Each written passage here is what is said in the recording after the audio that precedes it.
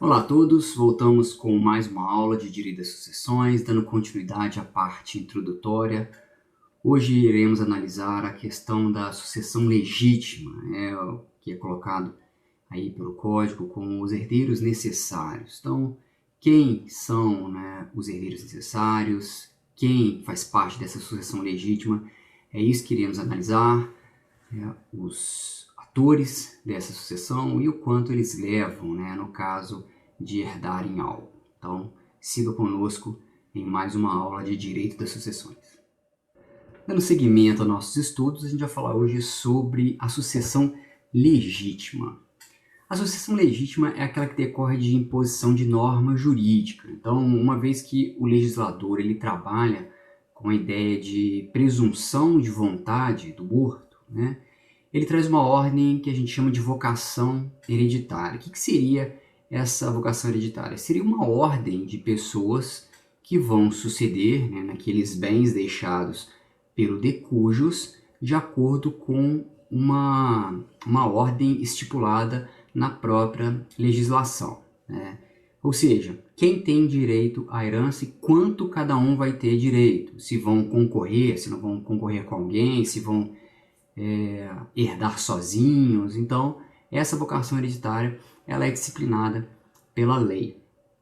Dentro desse tema, antes, para aqueles que estão estudando esse tema, é muito importante saber aqueles conceitos lá dentro de parentalidade, relacionados a parentesco. Então, todas aquelas regras de parentesco, colateral, afim, primeiro grau, segundo grau, terceiro grau, socioafetividade, parafinidade, multiparentalidade. Então, isso é importante estar bem fresco na cabeça. Então, sugiro, antes de dar seguimento a essa aula, se não está com tudo muito bem estudadinho, volta, tem inclusive vídeos sobre parentalidade, sobre essas questões, inclusive adoção. Então, é bom estar com isso fresco na mente, ok? Antes, contudo, devemos fazer uma análise com relação à situação aqui da companheira ou companheiro. Por quê? Porque lá no artigo 1829 a gente vai começar a ver essa sucessão, essa ordem, quem herda, quem não herda, quem concorre com quem vai ter que dividir com quem. Fala de cônjuge, não fala de companheiro ou companheira. Como fica a situação do companheiro ou da companheira? Antigamente, a gente tinha lá no artigo 1790 uma norma extremamente, não diria preconceituosa, mas uma norma ainda que não trazia uma equiparação, uma equidade entre a união estável e o casamento. Então lá a gente tinha, lá no 1790, vou ler para vocês terem uma ideia. A companheira ou companheiro participará da sucessão do outro quanto aos bens adquiridos onerosamente na vigência da união estável, nas condições seguintes. E aí vinham 4 incisos aonde falava, demonstrava como deveria ser a sucessão da companheira ou da companheira, ou seja, estava fora da regra do casamento. Não entrava como se fosse cônjuge, não entrava na mesma regra do cônjuge. Isso foi questionado, e isso chegou até o STF, através de recursos especiais. Os recursos especiais, você pode conferir lá no informativo 864 do STF, mas os recursos especiais é o 646721 e o 878694. Inclusive, eles estão constando lá no site, no site do Planalto. Quando você busca o Código Civil no site do Planalto, que está sempre bem atualizado, já consta lá, junto do artigo 1790, uma referência a esses julgados, a esses recursos extraordinários. Eu falei especial, mas errado, extraordinário. Especial da STJ, aqui foram recursos junto ao STF, e aí houve um voto do Barroso, um voto aí que ficou muito famoso. Então, foi declarado o quê? Foi em 2017, foi encerrado esse debate, onde o STF entendeu ser inconstitucional essa diferenciação, inconstitucional essa questão do companheiro herdar de forma diferente do cônjuge. Guilherme, quer dizer então que o cônjuge, o companheiro ou a companheira também é herdeiro necessário? Não, nem a lei diz isso, nem o STF disse isso. Ele só equiparou ali ao cônjuge, Tá? Não houve menção explícita a isso. Alguns doutrinadores, como o Zeno Veloso, a Giselda Hironaka e o professor Flávio Tartucci, eles entendem que houve sim uma equiparação, mesmo que tácita, por parte do STF, e eles corroboram isso, inclusive, com o enunciado 641 da 8ª Jornada de Direito Civil em 2018. Esse tem sido o tratamento dado pela doutrina, esse tem sido o tratamento dado pelos magistrados, pelos tribunais, após esses recursos especiais. Então aqui, para nós, toda vez que eu disser cônjuge, também estarei dizendo companheiro ou companheira. Aqui, para nós, na sucessão, na legítima, nessa ordem de vocação hereditária, a gente vai estar colocando o cônjuge e o companheiro ou a companheira no mesmo nível, da mesma forma, com os mesmos direitos, ok? Quando eu não falar, fica subentendido. Então, vamos começar lá com a sucessão do artigo 1829. Vamos começar esses estudos.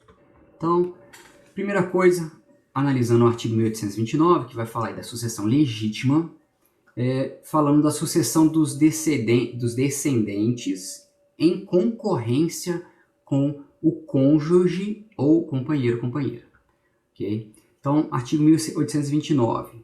A sucessão legítima defere-se na ordem seguinte. Inciso 1º, aos descendentes em concorrência com o cônjuge ou companheiro sobrevivente, salvo se, aí então entram as exceções, casado este ou em união estável com o falecido no regime da comunhão universal ou separação obrigatória de bens, ou regime da comunhão parcial se o autor não houver deixado bens particulares. Então, a gente tem essas 3 exceções.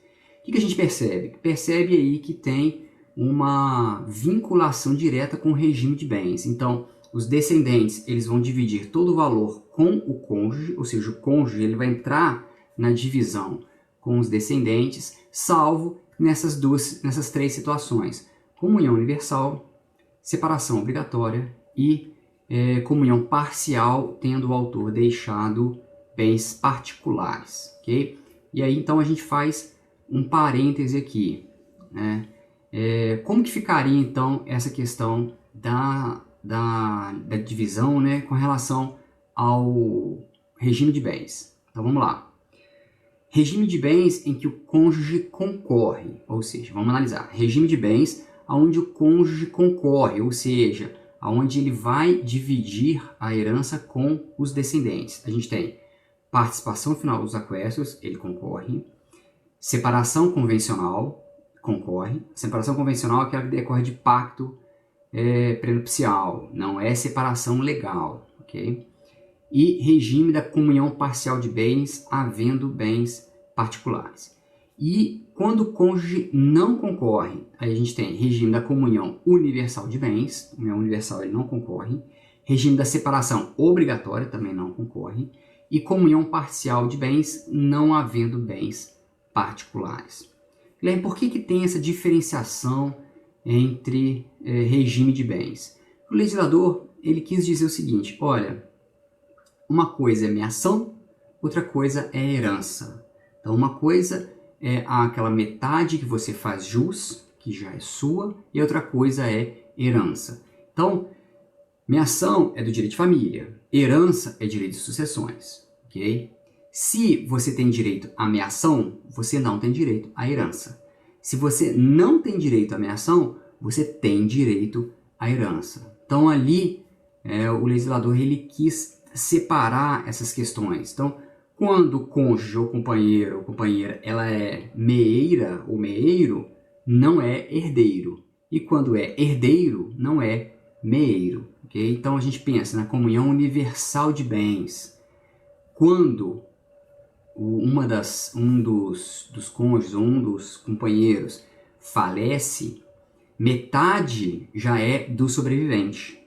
Então, a outra metade é que será dividida entre os descendentes. O cônjuge que já tem essa metade aqui garantida, ele não vai entrar nessa metade da herança, ok? Porque ele já fez jus à metade. Então o legislador quis separar, olha, isso fica com você, né? E o resto, os descendentes é que vão herdar. Ah, não tem, é diferente, ok?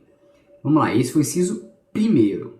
Inciso segundo, aos ascendentes em concorrência com o cônjuge. Então aqui não faz diferenciação de regime de bens. Ao cônjuge sobrevivente, então cônjuge ou companheiro sobrevivente, ele vai herdar tudo aí, né, se ele for o único, e aos colaterais, ok? Então aí a gente já parte, em último caso, aí, para os colaterais, ok? Vamos lá. Observações, para a gente conseguir entender isso. Primeira observação, uma observação simples do Zeno Veloso, onde ele coloca que é muito difícil, né, ter essa diferenciação lá na comunhão parcial, que fala se deixou bens particulares ou não deixou bens particulares, vai concorrer, não vai concorrer, é precisa de confuso, que a gente vai analisar agora há pouco. Mas é difícil imaginar uma situação onde o de cujus, aquele, né, de cujo nós estamos analisando aqui a herança, ele não deixou bens particulares. O que são bens particulares? Roupas, relógios, utensílios pessoais, né? Consegue-se imaginar uma pessoa morrendo sem deixar roupa? Ela é naturalista, né? Viver pelada. Mas ela utilizava, né? Tinha utensílios particulares, tinha uma coisa que era pessoal, né? Então ele falou, olha, nem comportaria qualquer menção a isso, porque, gente, existem bens particulares, todo mundo tem bens particulares. É muito difícil você imaginar a ausência deles. A segunda observação, que é a mais importante aqui, diz respeito a essa confusão na comunhão parcial dos bens particulares. Então a lei divide, olha, comunhão parcial sem bens particulares e comunhão parcial com bens particulares. A concorrência, né, o cônjuge, ele vai concorrer com os descendentes com relação aos bens particulares ou com relação aos bens comuns. Né? Aonde que vai entrar a concorrência? Ou em tudo, ou em nada? Então aí nós temos 3 correntes para analisar essa questão, ok?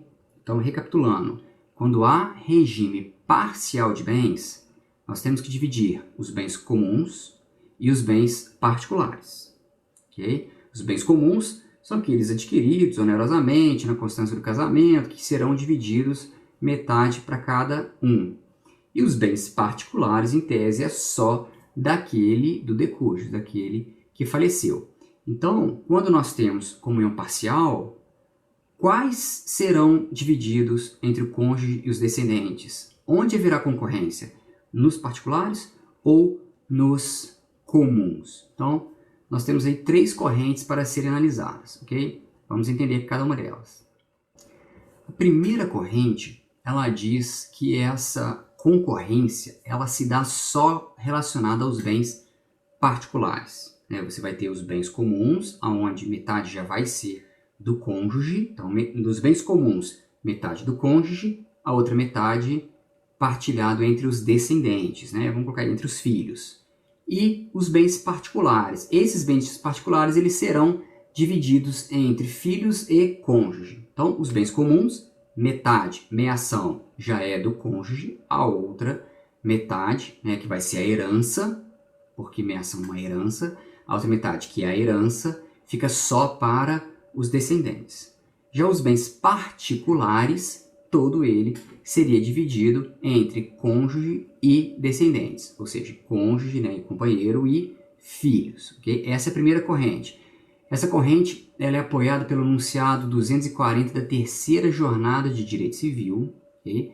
E a gente ainda tem aí como defensores na doutrina Zeno Veloso, Giselda Hironaka, José Fernando Simão, Mário Delgado, Rufo Madaleno, Euclides de Oliveira, Flávio Tartucci. Nós temos vários doutrinadores que sempre seguiram esse entendimento, ok? Há uma segunda corrente minoritária que diz que seriam todos os bens. Né? Na verdade, a concorrência daria para todos os bens. Os bens comuns, tira a meiação, o que sobra, bens comuns da herança, mais bens particulares, junta tudo e divide para todo mundo. Tá? Essa corrente tem como seguidores da doutrina Francisco Calil, Marilena Diniz, Guilherme Calmon Nogueira da Gama, Inácio de Carvalho Neto. Então, são doutrinadores que defendem essa união de todos os bens e partilha entre todo mundo, né? Uma coisa muito mais feliz e festiva. E a terceira corrente, né, que seriam só os bens comuns, que aí a gente teria a Maria Berenice Dias como defensora dessa corrente. Então, os bens particulares, o cônjuge não participa, mas os bens comuns, né, metade seria do cônjuge, né, a meação, então a gente já tira a meação, a gente nem fala que metade seria dele, porque a meação nem entra na herança, a meação já é do sobrevivente. Então, o que está fora da meação, que é a herança, aquilo que seria partilhado entre cônjuge e descendentes e filhos, né? Num primeiro momento parece injusto. Olha, o cônjuge sobrevivente tem a meação dele, a parte dele, a herança é só a outra metade, então ele vai ficar com metade e ainda vai participar da divisão da outra metade? Então, inicialmente parece um contrassenso. Qual que é a posição aí do STJ? Inicialmente, aí a gente tem um recurso especial lá de 2009, adotou a terceira corrente, a corrente da Maria Berenice Dias. Então, ó, vou ler um trecho para vocês. Preserva-se o regime da comunhão parcial de bens, de acordo com o postulado da autodeterminação, ao contemplar o cônjuge sobrevivente com direito à meação, além da concorrência hereditária sobre os bens comuns. Então, ele tem direito à meação, mas mais a concorrência dos bens comuns. Mesmo que haja bens particulares, os quais, em qualquer hipótese, serão partilhados apenas entre os descendentes. Então, em 2009, dezembro de 2009, Nancy Andrighi deu esse entendimento. Bens particulares divide-se só entre os filhos, bens comuns, tira a meação, né? Meação para o sobrevivente, a outra metade, filhos, mais o cônjuge sobrevivente, ok? Só isso perdurou muito tempo, até que em 2015, lá no recurso 1368123, o ministro Raul Araújo, ele deu um entendimento, né, acho que foi segunda sessão, isso, do STJ, pacificou a solução pela primeira corrente, a mais lógica, né? Por quê? Porque os bens comuns, dos bens comuns da vida do casal, metade é meação. A outra metade é a herança. Então é normal, é esperado, é justo que não concorra com a outra metade.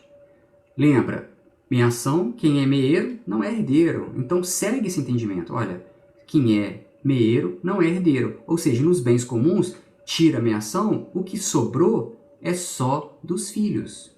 Já os bens particulares, aonde o cônjuge ele não tem participação como meeiro, né? Se não é meeiro, é herdeiro. Então, nos bens particulares, né, relógios, utensílios, roupas, ferramentas, aí sim haveria concorrência dos filhos, a concorrência dos filhos com o cônjuge. Muito mais lógico, ok? Esse entendimento que tem se seguido, ok? Então, lá no acórdão, nos termos do artigo 1829, primeiro, o cônjuge sobrevivente casado no regime da comunhão parcial de bens concorrerá com os descendentes do cônjuge falecido somente quando este tiver deixado bens particulares. Então aí fica bem tranquilo, ok? Fica mais lógico, né? A partir de 2015 a gente teve uma posição mais lógica, mais justa, de acordo aí, inclusive, com o que a legislação prega. Então, uma última observação com relação a essa questão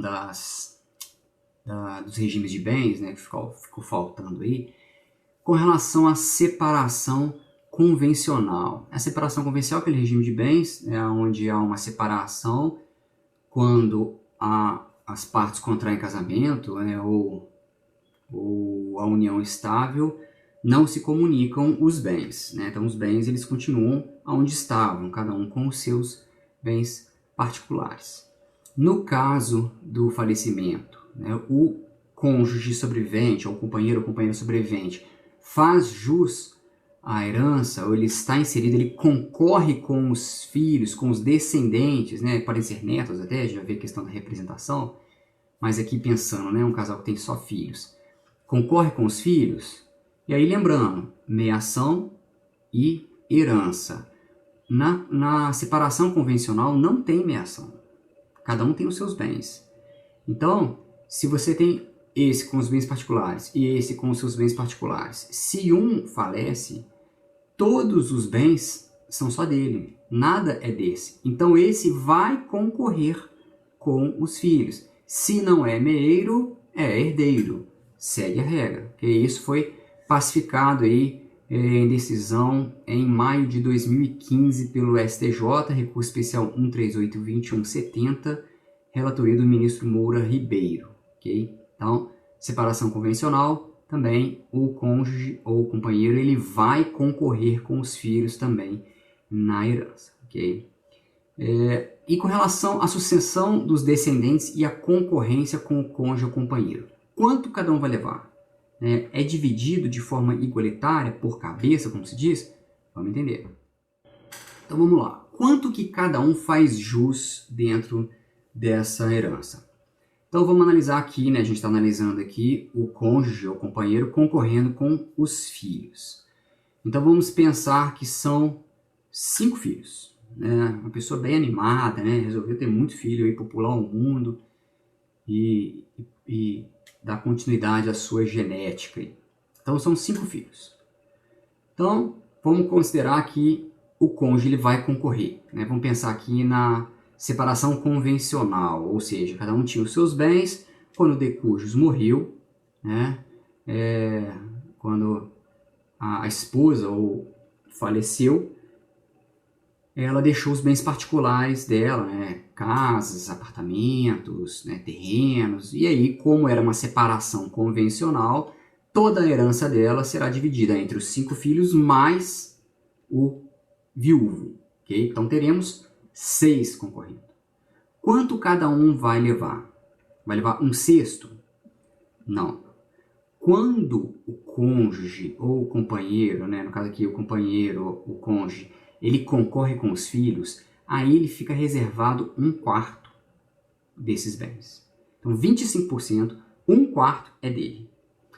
Os outros 3/4, 75%, serão divididos entre os 5 filhos, quando são filhos comuns. Okay? Ou seja, esses 5 filhos são filhos dele mais dela, que faleceu. Okay? Então, quando os filhos são comuns e o cônjuge está concorrendo com esses filhos comuns, 1/4 automaticamente já é do sobrevivente. Os outros 3/4 serão divididos. E aí você teria aí 75% dividido por 5. Ok? Quanto vai levar? Nem sei. Mais 75% dividido por 5. Ok? Então 1/4 dividido por 5. Então vai dar 20, sei lá, 15%, 20%, não sei. Voltando aqui, né? Eu fui rapidinho ali só fazer a conta na calculadora. Então, 75% dividido por 5, ela me disse que são 15%. Então, 25% fica para o cônjuge sobrevivente e os outros 75% dividido entre os 5 filhos, cada um vai levar aí 15%, ok? Guilherme, se forem 2 filhos e mais o cônjuge, olha aí, divide por cabeça, né? Divide 1/3 para cada um, tá? Vai levar mais. É porque o mínimo é 1/4. Então, a partir de 3 filhos, que dividido por 4, né? Vai dar 1/4 para cada um. A partir de 3 filhos, o cônjuge sempre vai ter o mesmo valor, sempre vai ter 25%. Então é, no mínimo, 25%. Se são 2 filhos mais o cônjuge, ele vai levar 33%. Se é 1 filho mais o cônjuge, ele vai levar 50%. Então, é no mínimo 25%, no mínimo 1/4. Atenção, isso se os filhos forem todos comuns aos dois, ao falecido e ao sobrevivente. Okay? Se os filhos forem só do falecido, então, no caso aqui, né, a gente trabalhando uma falecida, ela tinha 5 filhos. Quando casou com ele, ela trouxe os 5 filhos. Quando ela faleceu, ele vai concorrer com os 5 filhos. Nesse caso, não tem reserva da quarta parte, ok? Vai concorrer e aí vai ser 100% dividido por 6, né? Vai dar aí 33% dividido por 2, então vai dar vamos lá, 16,5%, né? Deve ser isso. Era isso mesmo, a calculadora confirmou. 16,6%. Então, no outro caso ele tinha ficado com 25%, agora ele ficou com 16%. Por quê? Porque os filhos com os quais ele está concorrendo não são dele, são só dela que faleceu, ok? Lembre se tiver tudo misturado, se for filho misturado, se for filiação híbrida que a gente fala, né? Filho exclusivo de um mais filho comum. Como que fica isso? Então, se houver concorrência híbrida, ou seja, esse cônjuge ele está concorrendo com 4 filhos. 2 são filhos comuns que ele teve com a falecida e 2 a falecida trouxe para dentro do casamento, né? Quando eles se casaram, ele é padrasto, né? São enteados dele. Como é que fica a concorrência? Se forem filhos comuns, 1/4 fixo é dele, 25%. Se forem todos filhos dela, ele divide igualmente entre todos os filhos, ele não tem reserva da quarta parte. E quando é híbrido, quando você tem filhos dele e filhos dela ao mesmo tempo. Imagina 4 filhos, 2 comuns e 2 só dela. Como é que fica? Vamos ver. Primeiro com relação à doutrina. Então a doutrina, a gente tem aí, a maioria da doutrina entende que não vai haver a ocorrência dessa reserva de 1/4 para o cônjuge ou companheiro. Quem que segue essa doutrina? Maria Berenice Dias, Maria Helena Diniz, Mário Delgado, Zeno Veloso, Euclides de Oliveira, Flávio Tartucci. Então a gente tem uma doutrina aí forte nesse entendimento. Inclusive está lá no enunciado 527 da 5ª Jornada de Direito Civil. Vou ler para vocês. Na concorrência entre o cônjuge e os herdeiros do decujus, não será reservada a quarta parte da herança para o sobrevivente no caso de filiação híbrida, ok? Há uma doutrina minoritária, e a gente tem o Francisco José Calil e o Silvio Venosa, né? O Silvio de Salvo Venosa, aí, um dos grandes civilistas, né? Um dos mais citados, inclusive, pelos tribunais superiores, entendem que deve haver a reserva de valor. Não tem na jurisprudência nada pacífico ainda, mas a gente teve no finalzinho do ano passado, um acórdão, né? Deixa eu aqui, ó, recurso especial 16.17.501, aonde o ministro Sanseverino ele deu entendimento de acordo com a primeira corrente, a corrente que diz que não tem. O que ele entende? Entende que deve haver uma igualdade entre os filhos, tá? Ele diz, olha, assegura a igualdade entre os filhos e o direito dos descendentes exclusivos de não verem seu patrimônio reduzido mediante interpretação extensiva da norma. Então, para ele, tanto a Constituição quanto o Código Civil assegura a igualdade entre os filhos, e aí você não pode fazer uma diferenciação entre eles, então todos eles têm que receber a mesma quantidade. Então, sem reserva de valor, não vai ter reserva de 1/4. Esse foi o entendimento do STJ, né, nessa decisão, nesse recurso especial, que ainda não está pacificado lá da 3ª turma, mas já demonstra uma tendência da jurisprudência do STJ no mesmo sentido da doutrina majoritária. Sucessão de descendentes. Então, como é que ficam se houverem, né, como é que fica essa divisão se houverem só descendentes? Então, aí nós temos na norma, né, no direito dos descendentes, o grau mais próximo exclui o grau mais remoto, ressalvado o direito de representação. É o que está lá no artigo 1833. O que é o direito de representação? Então, vamos lá. O decujus faleceu, né, a viúva já tinha a esposa já havia falecido, então ele era o cônjuge sobrevivente, ele veio a falecer e ele tinha 2 filhos. Então, 2 filhos, cada um desses filhos tinha um filho. Okay? Então, quem vai herdar? Vai herdar o mais próximo, exclui o mais remoto. Então, quem herda são os filhos e não os netos. Salvo representação. O que é representação? Quando o Decúdios ele faleceu, vamos imaginar que esses 2 filhos que ele tem, um já estava morto. Então, o filho faleceu antes do pai. Nesse caso, a herança será dividida entre os 2, mas como o filho falecido não pode receber herança, ele passa para os netos. Então, os netos vão herdar por representação, como se os netos estivessem representando o filho. E aí, o neto ele vai receber. Se tivesse 3 netos, a parte do filho falecido seria dividido entre esses 3 netos, porque os 3 netos estariam representando o filho falecido, que faz jus aqui à metade, ok? Então ali há uma divisão por cabeça que a gente fala. Então cada um vai levar de acordo com a quantidade de herdeiros. Então se tivessem 3 filhos, cada filho recebe 1/3. Se um desses filhos a gente chama de pré-morto, ou seja, ele morreu antes daquele que está sendo dividida a herança, do pai, né? Então, quando o pai morreu e deixou a herança, um filho já era morto. Esse filho tinha 2 filhos.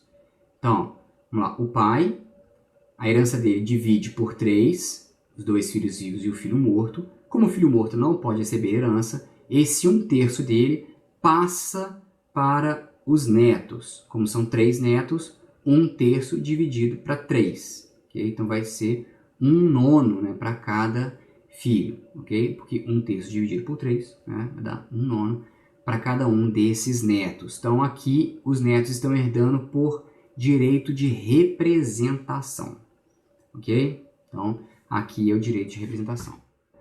Quando você não tem descendentes, essa herança ela sobe. Então quando ela não desce para os filhos, ela sobe para os pais, ok? Então ali lá diz no artigo 1829, a sucessão legítima defere-se na ordem aos ascendentes em concorrência com o cônjuge. Os mais próximos excluem os mais remotos também, ok? Então, tem só um, né, em primeiro grau, então vai tudo para ele dividido com o cônjuge. Não tem mais, né? O pai morreu, só o avô está vivo. Então, todos na linha dos avós vão herdar, em concorrência com o cônjuge. Aqui, na ascendente, ou seja, para cima, não tem direito de representação, só para baixo. O direito de representação que a gente viu, né, que quando os netos herdam de um pai falecido a herança do avô, você tem o pai falecido que vai representar ali, os netos vão representar aquele pai falecido e vão herdar. Na descendente. Na ascendente, ou seja, quando você está indo para cima na árvore, não tem direito de representação, ok? Não há direito de representação. Então ali, e sempre o cônjuge vai concorrer, independente de regime de bens. Sempre com ascendentes, o cônjuge ele é concorrente.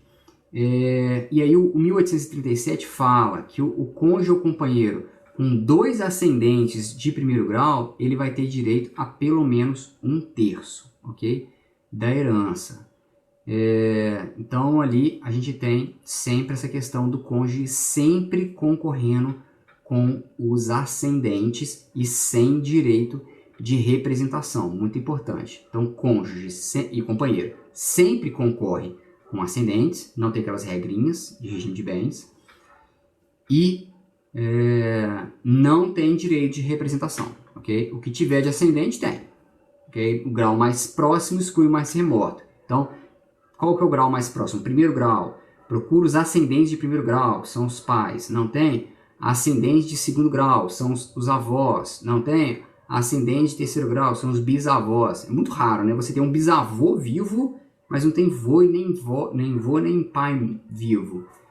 Então, normalmente você já fica por ali, ok? Naquele grau mais próximo. Só quando, às vezes, por exemplo, um acidente, um ônibus, a família inteira estava lá, aí, né, aquelas situações quase que a gente só vê em livros, ok? Então, mais fácil concorrer com ascendentes, tá? E com relação à sucessão do cônjuge ou companheiro isoladamente, está lá no 1829, inciso 3º do Código Civil. Na falta de descendentes e ascendentes, a herança era atribuída por inteiro ao cônjuge ou companheiro sobrevivente, ok? Então, não tendo ninguém, fica tudo para o cônjuge sobrevivente. Então, aí a gente tem uma observação, que é o artigo 1831, né, para a gente finalizar aqui essa aula de hoje, que é a questão do direito real de habitação. Então, lá no artigo 1831 fala: o cônjuge sobrevivente, qualquer que seja o regime de bens, será assegurado sem prejuízo da participação que lhe caiba na herança, o direito real de habitação relativamente ao imóvel destinado à residência da família, desde que seja um único daquela natureza a inventariar. Então, ele não vai ficar, né, na rua, o cônjuge sobrevivente. Então, ele tem direito, o direito real de habitação, de ficar na residência da família, independente de regime de bens, independente se aquele imóvel onde ele habita está em concorrência sucessória ou ele é herdeiro isolado, não importa. Imóvel de residência da família, né? Então aí tem que ser um imóvel onde já residia e sendo um único imóvel a inventariar, okay? Então, havendo outros imóveis, pode ser outro imóvel dado aí ao cônjuge para que ele exerça a sua habitação. Mas sendo um único imóvel, mesmo que tenha vários herdeiros, ele seja só concorrente, o direito de habitação é dele. Okay? Então, não vai poder vender, ou se vender vai ter que deixar ele lá, né? Então, várias confusões sempre relacionadas a isso, mas o direito real de habitação é do cônjuge sobrevivente, independente de regime de bens. Isso é muito importante. Independente de quem é. Ah, mas quem comprou aquele bem foi a companheira, aquele bem era um bem de família dela, estava na família há muitos anos, né, ela trouxe, e aí era comunhão, era regime da separação convencional de bens, e agora que ela morreu, ele vai ficar morando lá, num bem da família, numa casa da família dela? Se é o único bem, se é o bem da família, vai. Direito real de habitação está lá protegido no Código Civil, ok? E o companheiro? O Código Civil fala cônjuge sobrevivente. E o companheiro? Então, já havia uma posição aí, né, lá no enunciado 117, a primeira jornada de direito civil, e vários julgados do STJ nesse sentido de também ser deferido, uma questão de dignidade da pessoa humana. Então, para vocês verem lá na primeira jornada de direito civil, o direito real de habitação deve ser estendido ao companheiro, seja por não ter sido revogada a previsão do artigo 9278, seja em razão da interpretação analógica do artigo 1831, informado pelo artigo 6º caput da Constituição Federal. Então, já vinha aí há muito tempo, né, porque lá na lei a 9278 de 96 já falava do direito real de habitação. Então, muitos anos já era o posicionamento do STJ, do STF nesse sentido, e aí, com essa última decisão em 2000 do STF, equiparando o casamento à união estável, encerrou esse debate. Okay? Então, o cônjuge sobrevivente tem direito, sim, faz jus ao direito real de habitação, mesmo não sendo disposto lá de forma literal no 1831. Okay? Aqui nós encerramos essa parte das sucessões, e aí, nos nossos próximos vídeos, nós vamos encerrar essa questão de sucessão. Um abraço a todos, sigam os estudos e nos acompanhem. Um abraço.